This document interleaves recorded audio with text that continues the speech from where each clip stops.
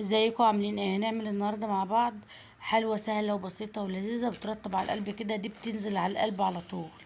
جميلة وسهلة وبسيطة وتنفع لحر الصيف اللي احنا فيه ده. بمكوناتها بسيطة خالص، بإذن الله هتبقى متوفرة عندك في البيت وهتعمليها بكل سهولة ان شاء الله. يلا بينا نشوف عملنا الحلوة الجميلة دي ازاي. في الاول كده انا معايا شمامية من دي، طبعا كلنا عارفينه ومالي السوق. فانا باخد كده واحدة وبكسرها نصين كده. بشيل بقى البذر اللي في قلبها ده، هي اصلا ما فيهاش بذر كتير. المهم ان انا بتخلص من القلب بتاعها ده، بشيله كده في طبق او في ناس بتاكله وفي ناس بتعمله عصير. المهم ان احنا نشيله على جنب بالشكل ده كده. وهنبتدي بقى ان احنا نخرطها. خرطها كده شرايح علشان خاطر ان انا عايزه برضو اقشرها. الطريقه دي سهله وبسيطه خالص، وباذن الله باذن الله تبقى موجوده عندك وباقل الامكانيات. هتقدري تعمليها لو بنص واحده حتى في التلاجة عندك، هتقدري تعمليها ان شاء الله.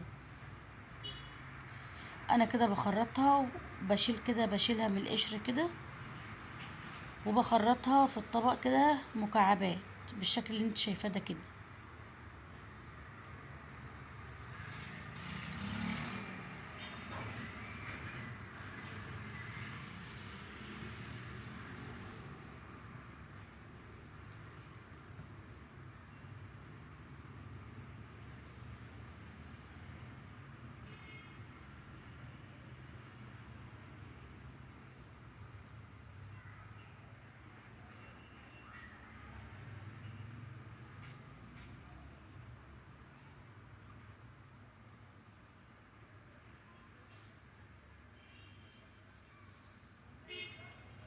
ممكن تقدري تعملي نص واحده بس، وممكن برضو تضاعفي الكميه براحتك بقى. بس هي بصراحه جميله جدا وسهله وبسيطه ومش بتاخد وقت خالص. وزي ما انا قلتلك، حاجه لحر الصيف بترطب على القلب كده وجميله جدا وطعمها حلو، وكل اللي يدوقها يحبها ان شاء الله. انا كده خلاص خرجتها للمكعبات. بجيب بقى شفشق الخلاط وبحط فيه نص كوبايه ميه بس، ما تزوديش عن نص كوبايه ميه. وبنزل بالشمام اللي انا خرطته كده، وبحط بقى عليها السكر. السكر حسب رغبتك بقى، عايزاها مسكره، عايزاها دلع، عايزاها مظبوطه، براحتك.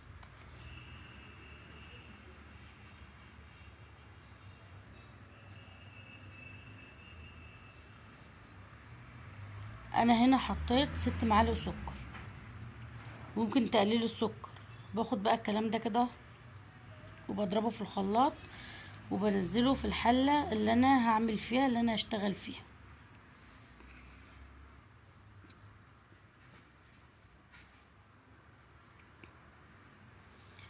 بجيب بقى معايا النشا،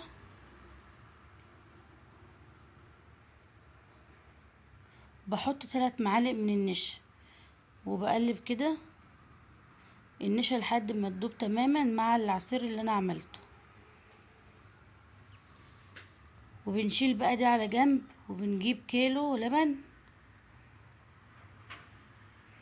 ده معايا كيلو لبن. اللبن ده كان عندي في الفريزر متجمد، فانا حطيته على النار علشان خاطر ان هو يسيح شويه. حطيت عليه بقى معلقتين نشا، وقلبي كده علشان خاطر ان هي ما تتكتلش معاكي وتكلكع معاكي.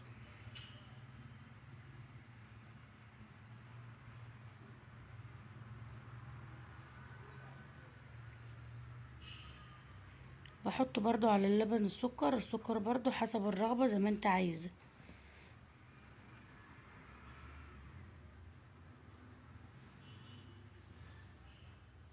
انا هنا برضو حطيت 6 معالق سكر على اللبن زي ما حطيت على العصير بالظبط.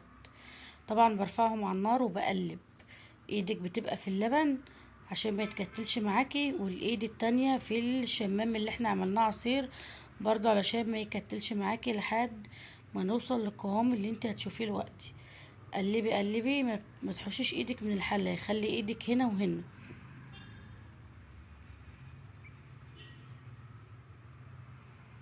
كده خلاص، ده القوام اللي انا وصلت له.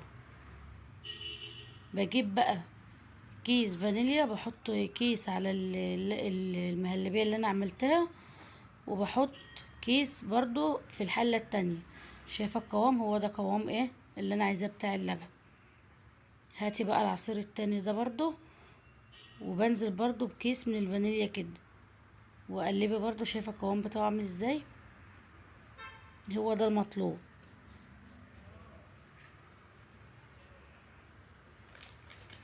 بتجيبي بقى البولات بتاعتك او الكاسات او اي حاجة انتي هتغرفي فيها،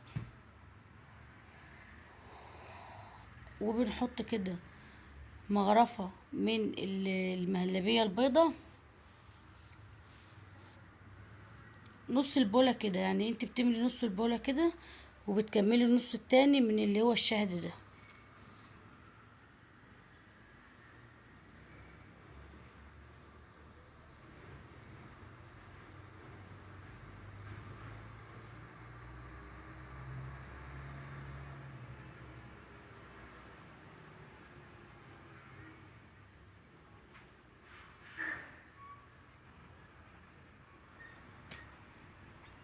شفت بقى قد ايه الطريقة سهلة وبسيطة خالص، وحاجة حلوة، وفي 10 دقايق بس هتقدري تعمليها على طول بكل سهولة.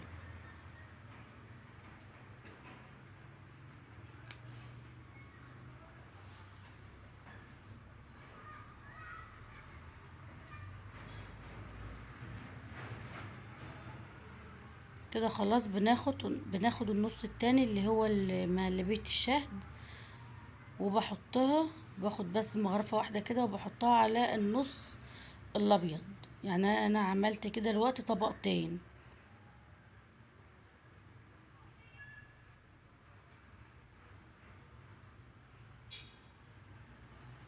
سهل وبسيط خالص، ما خدش في المطبخ ربع ساعة كمان، يعني هو ما كملش ربع ساعة.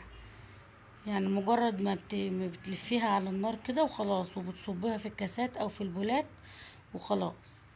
سهلة وبسيطة وحاجة حلوة، وعجبت كل اللي دقها وشكروها يعني انت عشان تروحي تجيبي البولة دي من بره هتجيبيها بقد كده.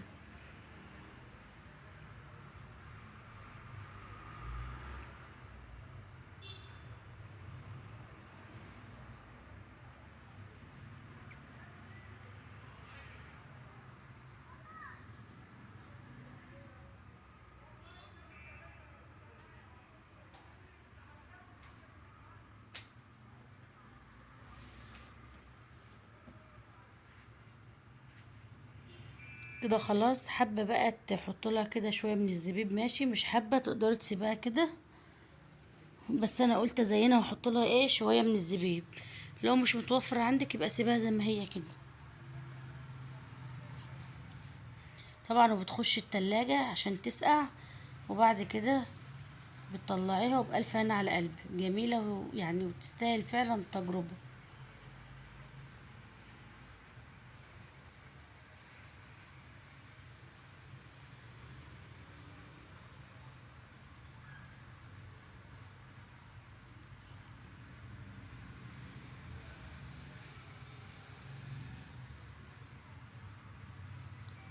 انا هنا بقى ما دخلتهاش التلاجة، انا سبتها كده شوية بس على الرخامة عما هدت شوية، عشان انا عاوزة اوريها لك طبقتين مع بعض اجمل من بعض، والطعم حكاية وسهلة وبسيطة. ولو انت بقى حسيت ان انت استفدت من الفيديو ما اشتركتش في القناة، اشترك في القناة وفعل الجرس علشان كل حاجة بعملها توصلك. واهم حاجة ما تنسيش اللايك.